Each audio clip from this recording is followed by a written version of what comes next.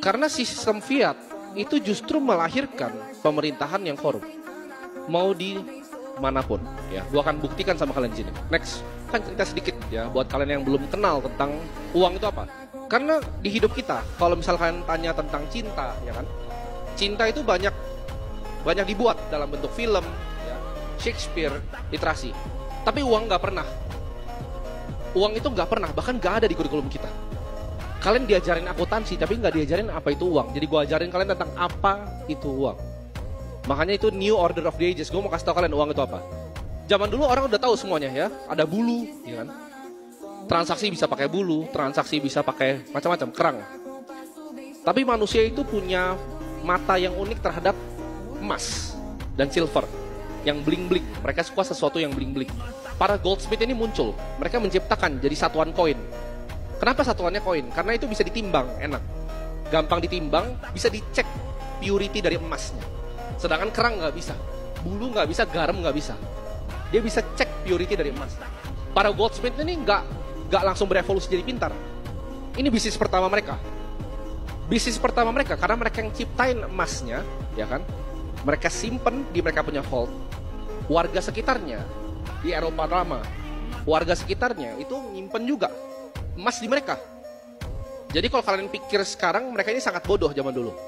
Mereka itu jasa penyewaan tempat emas. Itu goldsmith bisnis pertamanya. Next. Nah, mereka figure something out. Bahwa orang yang nyimpan emas di sana, mereka nggak pernah cek emasnya. Jadi mereka keluarkan Certificate of Deposit kepemilikan emas. Ini yang pertama di dalam sejarah dunia. Ini dari Cina. Fiat pertama itu dari Cina. Mereka figure out, oke, orang belanjanya bukan pakai emasnya lagi. Bahkan mereka nggak pernah cek. Sampai reception itu mungkin udah isinya laba-laba gitu. Nggak pernah dicek emasnya. Mereka pikir, nah ini ada sistem pembayaran baru, yaitu kertas kepemilikan emas. Next, akhirnya goldsmith jadi sangat kaya karena mereka punya bisnis baru, yaitu bisnisnya bukan cuma mencetak kertasnya yang ada emasnya, mereka hutangin kertasnya. Nah ini mulai asiknya di sini. Mereka mikir, gimana caranya gue cuanin lagi orang-orang bodoh ini? Mereka nggak pernah cek emasnya, kita hutangin kertas yang kita bikin di emas mereka semua. Nah kalian perhatiin kata kuncinya. Emas mereka semua. Next. Jadi di Inggris ini pertama kali ada bank run. Ini bank run pertama di dunia. Orang-orangnya mikir, gila ini bankernya jadi kaya nih goldsmith. Bukan banker, sorry, goldsmith namanya dulu. Kok bisa? Gimana caranya mereka bisa jadi sangat kaya? Karena ini, bisnis meminjamkan uang fiat. Bisnis meminjamkan uang. Itu adalah bisnis yang paling kaya, makanya Andrew kaya. Ini gue kasih kalian gambaran yang gak ada di slide ya, tapi kalian coba visualisasi di otak ya. Ada lingkaran warna hijau sangat besar. Ya, anggap itu semua uang yang beredar fiat. Kalian kasih titik satu aja kecil. Titik yang kecil tadi yang ngutangin orang, dia akan sangat besar. Dia akan serap semua economic value dari orang yang pegang cash. Nah, dari situlah bank itu diciptakan. Karena mereka ngebank run. Jadi di Inggris tua itu mereka ngebank run, mereka cek emasnya. Oh beneran ada. Karena mereka belum sebangsat itu. Mereka cuma pinjemin kertas yang ada emasnya. Dan emas mereka sendiri plus emas orang-orang itu. Jadi begitu orang itu datang, cek, ada, aman. Nah itu baru diciptakan sistem fractional reserve di sana nanti. Jadi ada sejarahnya kenapa ada goldsmith, ada bank, ada fractional reserve, ada federal reserve. Jadi mereka punya bisnis baru. Karena orangnya mikir gini, ya udahlah, masa gue bayar sewa sama lu? Orang itu emas gue terus lu bikin kertas. Warganya pintar karena ini jadi kaya, bankernya jadi kaya sekali. Mereka mikir, oke, lu harus kasih gua bunga sekarang. Kok gua sewa? Nah itu jadi sejarah bank. Jadilah bank seperti sekarang, ya. Ada yang bungain, ada yang kredit, gitu. Next, kalau kalian perhatiin, zaman-zaman mungkin kalau di Indonesia, Hindia Belanda, zaman-zaman VOC itu Eropa itu butuh ekspansi yang luar biasa.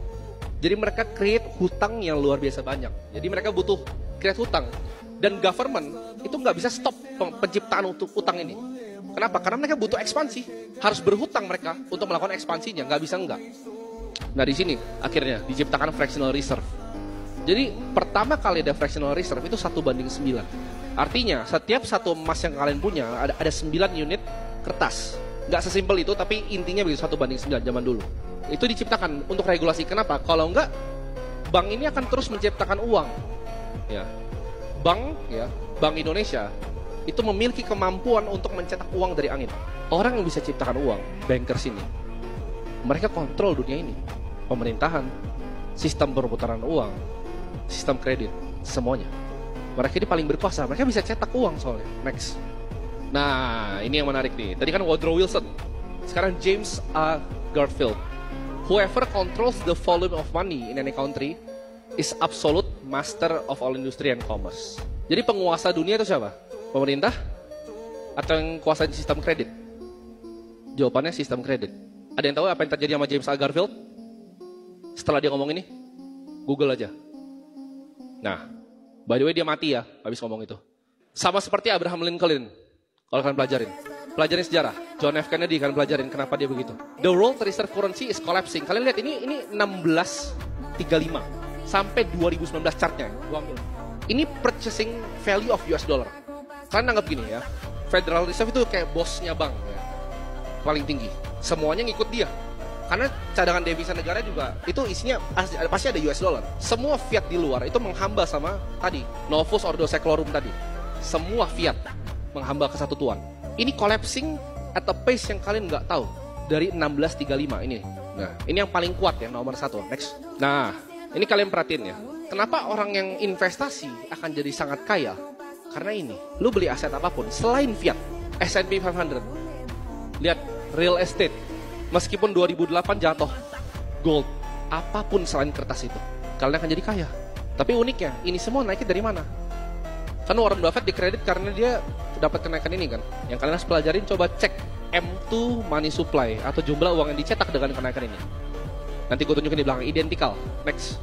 Kalau US cadangan devisa negara juga itu isinya pasti ada US dollar. Semua fiat di luar itu menghamba sama tadi Novus Ordo Seclorum tadi. Semua fiat menghamba ke satu tuan. Ini collapsing at a pace yang kalian nggak tahu dari 1635 ini. Nah, ini yang paling kuat ya, nomor 1. Next. Nah, ini kalian perhatiin ya. Kenapa orang yang investasi akan jadi sangat kaya? Karena ini, lu beli aset apapun selain fiat, S&P 500. Lihat real estate.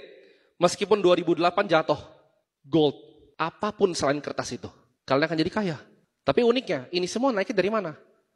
Kan Warren Buffett dikredit karena dia dapat kenaikan ini kan. Yang kalian harus pelajarin, coba cek M2 money supply atau jumlah uang yang dicetak dengan kenaikan ini. Nanti gue tunjukin di belakang, identical. Next.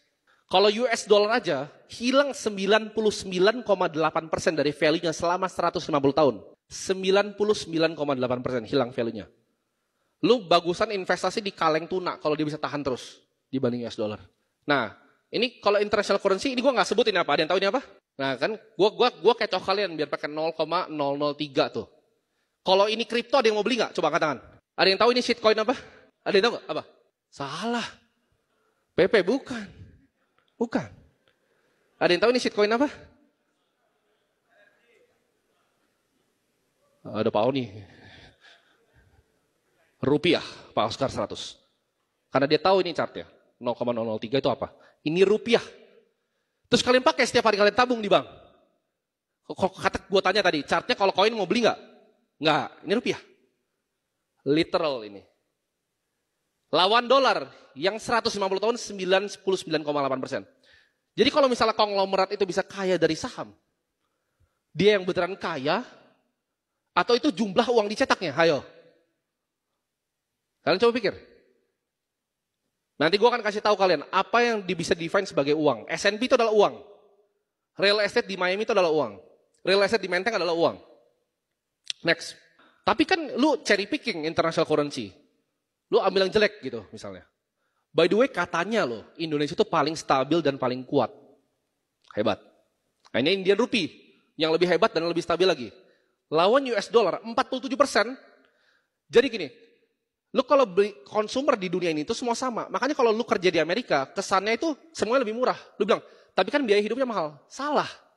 Lu beli iPhone tetap 15 juta, tapi income-nya berkali-kali lipat. Kenapa? Karena currency-nya menang. Itu kalian yang goblok kalau kalian pikir, oh kerja di Amerika itu gak enak karena biaya hidupnya mahal. Betul, tapi consumer good-nya sama. Ya, itu ilusi yang orang di dunia fiat tuh gak bisa sampai otaknya. Nah Indian Rupee nih, 47% loh US dollar. Next. Ini dia chart yang gue bilang tadi. Jadi kalau lu invest di S&P 500 yang katanya 7% setahun, compounded, lo tempel sama M2 supply-nya. Ini chart yang bikin gue keluar 100% dari saham. Coba kalian kalau nggak percaya gue, buka di Google. M2 Money Supply Indonesia lawan sama IHSG. Ayo. Menang mana? M2 kalau di Indo. Ini di US. Global M2 Supply S&P 500. Mereka matching karena smart money-nya tahu bahwa ini adalah uang sebenarnya. Jadi matching. Next.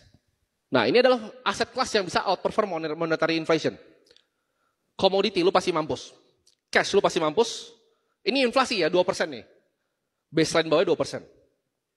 Ini average investor tuh. Kalian percaya nggak? Kalian bisa trading saham itu, lu setahun 2,9%. Lu bukan Andri Hakim. Lu nggak bakal bisa dapat gede. 2,9%. Rumah, bonds, ya. 40-60 portfolio. 60-40 portfolio, S&P 500. High yield, small cap, emerging market equity. Baru rates, real estate investment trust. Ini data. Kalian perhatiin. Consumer inflation-nya yang katanya mau diturunin sama pemerintah ke 2%, ini 2% nih baseline-nya. Lu kalau di komoditi pasti mampus. Lu mau naik, lihat tuh, garis keduanya apa? Monetary inflation, inflasi asli yang terjadi. Konsumernya. Ada yang pernah ingat gak gue prediksi harga beras? Pemerintah kan bilang, El Nino, Enggak, itu rupiahnya melemah. Next. Nah, pertanyaannya gimana cara preserve wealth? Ini orang banyak keliru dalam bidang investasi. So, Andrew bilang tadi 100 itu. Kenapa investasi 10 tahun? Gue kasih tau kalian mindset gue dalam investasi Bitcoin. Ada bilang, bang, 2025 Bitcoin jual nggak? Jual. Enggak. Gue cuma kasih tau itu topnya, gue nggak jual. Contoh, misalnya Andrew punya rumah di Senayan gitu. Atau misalnya lu punya rumah kayak gini, di Miami Beach, ya kan? Bagus. Lu investor real estate, lu bakal ngomong nggak? Kayaknya nih rumah di Miami Beach gue ini, ya, kayaknya bakal gue flip deh, buat 2%. Enggak, mereka koleksi terus rumahnya. Itu sama seperti Bitcoin, itu lu kayak beli Miami Beach tahun 1980. Next. Ini adalah Billionaire's Row di Manhattan. Ini apartemen paling mahal, Ken Griffin beli sini $200 juta. Bitcoin tuh kayak kalian dapat kafling di sini tahun 1900, itu sekarang. 21 juta koin itu kafling sih kalian lihat. Jadi cara visualisasi gini, lu investor properti, ya karena Bitcoin itu adalah cyber property. Lu mau nggak ditawan di sini tahun 1900? Mau. Apakah lu akan bragging ketemu lu, wih, double nih punya gua nih, 5 tahun lagi. Enggak, lu diketawain sekarang kalau 100 tahun. Lu tahannya 100 tahun. Ya, next. Kenapa dia bisa gua sebut dengan cyber property? Karena propertinya, Bitcoin itu sound money, ya. Ini adalah ilustrasi dari mining, tapi yang penting bukan ini, next yang penting. Ini data terbaru hari ini, ya. Per hari ini, ya, Bitcoin itu reach 500 exahash. Ada yang ngerti nggak? Udah ikut akademik itu nggak ngerti. Nanti gue bikinin modulnya ya. Ada yang tahu nggak artinya apa? 500 exahash. Nyampe nggak kalau otak kalian 500 exahash itu apa? Dulunya 480 sampai 460. Hari ini baru tembus 500. Ini adalah computing power lebih kuat dibanding semua server Google, semua server Amazon, semua server Huawei Cloud, semua server Alibaba digabungin jadi satu. Nothing compared to 500 exahash. Ini computing power yang protect network kita. Dan kalian bilang bisa dihack, idiot. Bodoh itu, kebodohan. Ya lu temuin dulu quantum komputer, lu tutup matahari pakai Dyson Sphere, nah baru lu hack ini. 500 exahash. Impossible. Next. Ini gue mau kasih tau kalian, tadi Andrew bilang benar juga. Timing the market itu adalah fool's game. Kenapa? Faktanya. Ini FTSE ya, ini dari JP Morgan Asset Management. Walaupun Jamie Dimon benci Bitcoin, tapi gue pakai di sini, risetnya nggak apa-apa lah. Ini FTSE ya, buat kalian yang masih pegang saham atau apa. Lu kira lu bisa timing the market, lu miss 50 hari terbaik, lu di bawah Fiat, minus 5,1. Lu miss 30 ya, 2,1, minus 2,1, minus loh. 30, nggak gampang loh. Nangkep 30 hari terbaik, kenapa? Karena saham, misalnya BCA, atau Bitcoin, bahkan Bitcoin. Ada yang kemis nggak Bitcoin? Dan kami mikir, aduh harusnya dulu ikut borong Bitcoinnya Timothy, ada yang gitu nggak? Kemis. Oh, no. Taat semua. Ya kan, asik, taat semua. Karena kalau kalian kemis, gue yakin kalian ada cuman malu angkat tangan. Di 38 ribu, ntar turun. Terus dia terbang sehari 44 ribu, itu maksudnya ini. Ini terjadi di semua aset kelas, ya, saham, Bitcoin, dan apapun. Lu miss cuman 10. Ini kalau 50 monyet-monyet biasanya ya. 30, ini average kalian mungkin. 10 miss 10, cuman 1,7% di FTSE. 10 trading days. Kalau lu full invested, merem, itu 5,1%. Ini di FTSE tapi bukan Bitcoin ya. Itu adalah indeks. Hampir impossible untuk kalian bisa tahu exactly when and where. Next. Ini adalah consumer dan monetary inflation. Kalian lihat. Ini big short hedge fund pulls out of 1,6 billion bets. Ini covered calls ya. Jadi jangan salah, ini nggak totalnya segini. 160 juta dolar lah kira-kira. Ini contoh. Karena kita nggak bisa kontrol apa yang mau dilakukan sama Jerome Powell. Ini terkenal kan, Michael Burry, Big Short, 2008, jadi film. Short habis dia. Terus kalian pikir kalian Michael Burry, bisa short Bitcoin. Short. Miskin kalian. Kenapa? Karena shorting, kalian harus pikir pakai logika. Shorting itu downside-nya, kerugian. Kerugiannya unlimited. Tinggi sekali. Kalau dia naik terus, lu akan rugi terus. Sedangkan untung lu cuma sampai 0, which is nggak mungkin. 20.000 aja nggak mungkin, 0 nggak mungkin. Ada yang pernah perhatiin nggak pojok AVS? Kalau ini banyak nih pojok AVS. Berapa kali dia pernah nge-short? Jawabannya nggak ada. Karena itu adalah asymmetrical bet yang nggak wise untuk diambil. Next. Nah ini data yang menarik nih. Lu pikir lu bisa beat the market kan kalau di US? Kalau di Indo ini ganti pakai The Magnificent Banks ya. BCA, BRI, BNI, dan lain-lain. IHSG kemarin ditarik kan, karena biasa naik. Gue masih ada, masih ingat gue. Lu tanya saham apapun, mungkin sekitar 500-600, gue masih hafal laporan keuangannya apa di kepala gue. Magnificent Seven, Meta, Amazon, Apple, Microsoft, Google, Tesla, Nvidia. Indeks returnnya plus 71%. Kalian lihat, 7 largest company, itu 29% kenaikan semua marketnya. Dan lu yakin lu bisa pilih itu? Yakin kalian? Bisa pilih jarum di tumpukan jerami. Mau main saham US gitu. Nearly impossible. Kecuali lu punya edge yang hitam, black edge namanya. Baca bukunya, black edge. Cara masuk ke ruangan tertentu, cara tahu informasi tertentu. Itu gue jamin bisa cuan. Tapi for the average investor, ya kalian laporan keuangan, oh ini ya, pasti miskin. Next. Ini yang akan membuka mata kalian. Ini asumsi ya, asumsi. Asumsi monetary inflation di 7%. Nah buat kalian yang masih berinvestasi di luar dari Bitcoin, gue kasih tau kalian. Kita asumsi ya, monetary inflation tadi kan 8%, gue turunin 1%. 7%. Bond yield masuk akal 3,5%. S&P return historical 7%. Dan Bitcoin returnnya diturunin banget ini loh, 14. Kalau lu pegang cash, ini dalam dolar ya. Itu jadi 1 juta dolar, 2.123 dia bilang. Tapi kan gue udah mati. Lu mau jadi investor, lu mau bikin keluarga lu kaya atau enggak gitu. Itu jadi 977 dolar. Ya. Kalau lu beli bonds, sejuta dolar, jadi 31.250. Kalau lu invest S&P, akan sama. Kenapa? Ini asumsinya, kalian hitung aja sendiri, tabel ini. Hitung sendiri.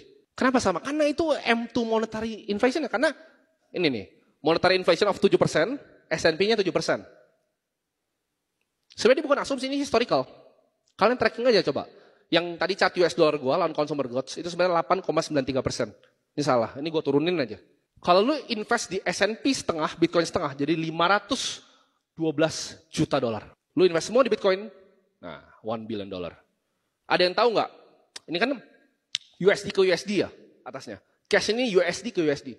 Ada yang tahu nggak? Kalau USD ke ARS, yang tadi Argentina gue bilang, 0,071 sen. Mampus nggak lu jadi orang Argentina? Apakah itu salah mereka? Mereka kerja keras loh. Apakah itu salah mereka? Bukan. Salah siapa? Nah tadi yang tadi disebut presiden-presiden. Gue nggak bisa sebut. Next. Ini adalah hal yang kalian harus tahu. Ya, purchasing power itu turun. 1920 sampai 2020. 100 tahun tuh begini. Nah, ini shitcoin nomor 1. Kalau shitcoin yang nomor 99 atau ranking 70 gimana? Mau beli nggak? Mati lu. Ini turun 99% sama properti. Jadi kalau lu beli sesuatu bukan berarti lu makin kaya. Orang lain yang makin miskin yang nggak ngerti ini. Lu beli rumah di Menteng bukan rumah lu makin tinggi harganya. Apa yang terjadi? Semua orang jadi makin miskin. Karena lu digrogotin sama monetary inflation 7% tadi yang lu nggak hitung ke dalam portfolio lu. Itu lu nggak hitung. Next. Tapi ini gue mau kasihkan informasi. Oke, gue mau beli Bitcoin. Ada 3 ya resiko utama dalam berinvestasi di Bitcoin. Ini nggak usah dicatat, bukan punya gue. Nggak usah dicatat, bukan punya gue. Satu itu people.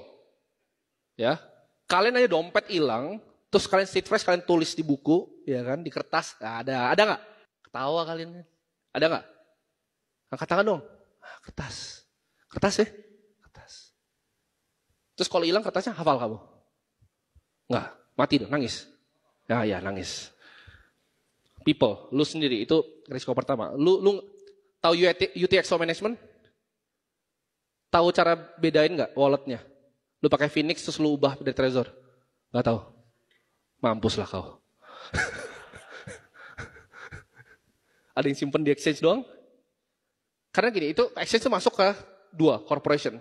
Issuer, custodian, atau exchanges. Ini kalian mungkin merasa ini hal yang nggak mungkin. Tapi nggak ada yang too big to fail. You have to self-custody your Bitcoin. Karena resiko dulu, yourself, family, dicolong. Atau dihilangin kertasnya sama mbak lu. Gitu. Karyawannya bodoh. Macam-macam. Dua corporation, issuer. Lu nggak bisa percaya custodian.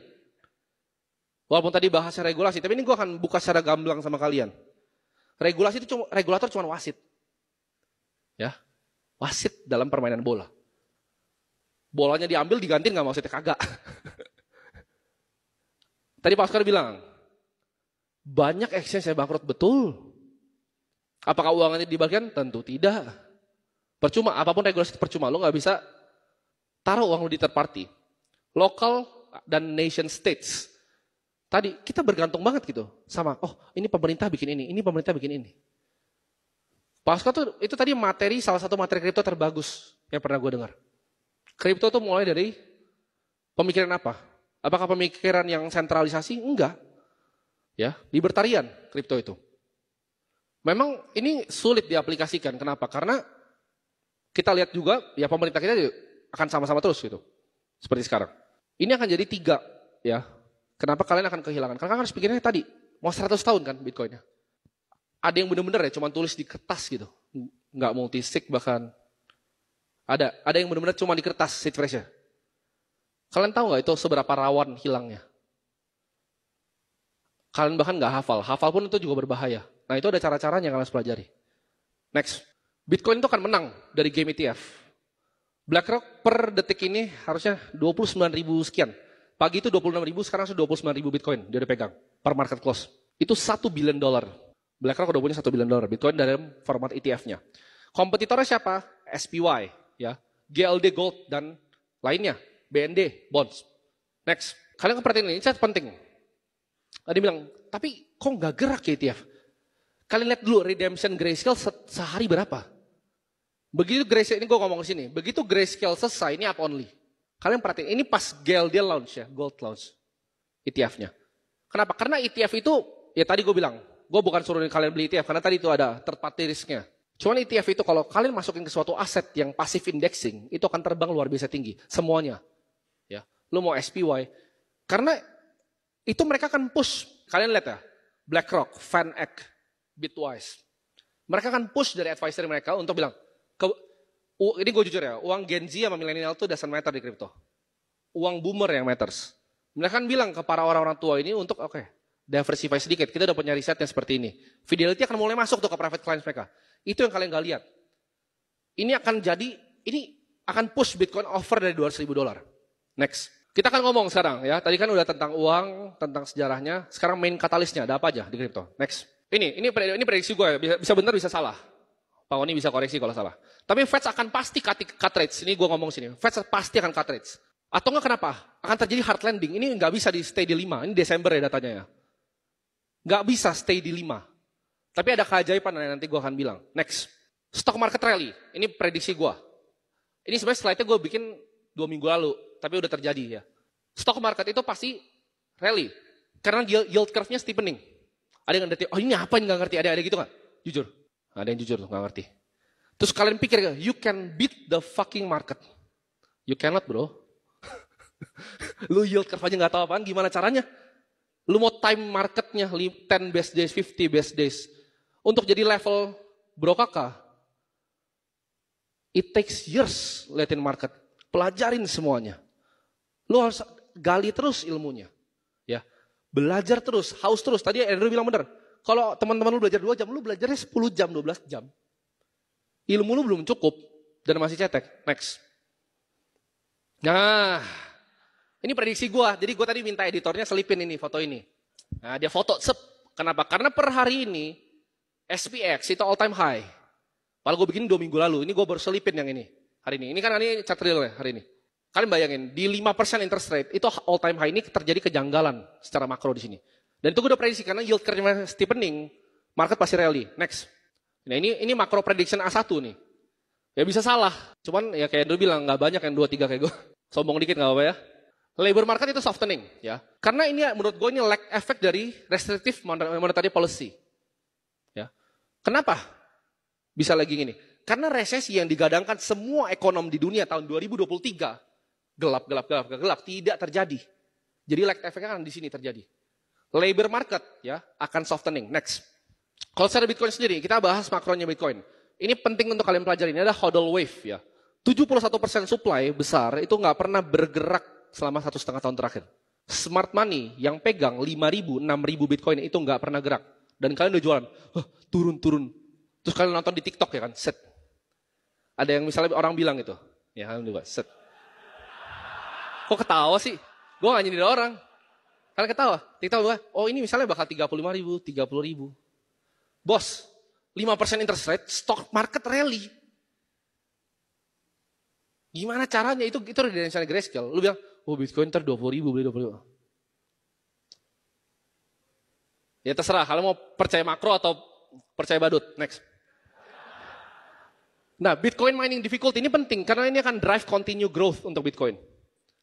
Lihat tuh, mining difficulty ya. Dan tadi, kita harusnya selebrasi 500 exahash, tapi kalian nggak ada yang ngerti. Hari ini, 500 exahash. Ini mining difficulty itu naik terus, bukan cuma karena inscription. Tapi memang Bitcoin ini lagi diadopsi berbagai macam kalangan. Ya. Kalau kalian pernah main nanti ke Texas, coba, kalian akan lihat di sana, itu Bitcoin mining lagi thriving luar biasa besar di sana. Dan mining di seluruh dunia, termasuk di Indonesia, itu besar-besar minernya. Ini akan drive Bitcoin 100.000, 125.000, 150.000. Chart ini. Next. Nah, kalian inti dari semua ini, ya udahlah, gue nggak ngerti yield curve, gue nggak tahu interest rate itu apa, gue mau tahu harganya berapa. Ya atau ya, kayak motivator nih. Ya. Nyindir terus. Ya atau ya. Jadi bear, nah gini kalau bikin prediksi, ada bear-nya, ada base case, ada bull case. Bear case-nya 65.000, ya. Base case-nya 100.000, 1,5 miliar yang gue selalu ngomong. Dan bull case-nya itu di $160.000. Ini prediksi gue. Kalian foto aja, ya. Kalian buktiin itu chartnya nih, ini udah gue dikasih timeline-nya. Ini detail loh timeline. Itu di 2025 naik sedikit. Gue ngomong 2025 Februari dari kapan? Udah lama kan? Nah ini.